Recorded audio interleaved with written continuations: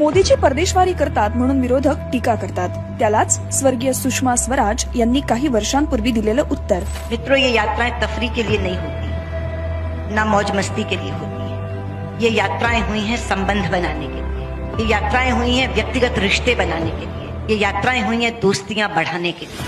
और ये रिश्तों का संतुलन कायम करना भारत की विदेश नीति की पहली बड़ी सफलता है. हेच आज वास्तवात दिसतंय. सध्याच्या युद्धजन्य परिस्थितीत होर्मुझच्या सामुद्रधुनीत इतर देशांची जहाजं अडकत असताना भारतीय जहाज मात्र सुरक्षितपणे इंधन घेऊन भारतात पोहोचत आहेत. मोदीजींच्या परराष्ट्र धोरणाचा देशाला फायदा होताना दिसतोय. महाराष्ट्रात देवेंद्रजींच्या नियोजनामुळे इंधनाचा तुटवडा जाणवत नाहीये. एलपीजीचा काळा बाजार करणाऱ्यांवर कठोर कारवाई होतीये. देशात नरेंद्र आणि राज्यात देवेंद्र असताना जनतेला काळजी करण्याचं कारण नाही.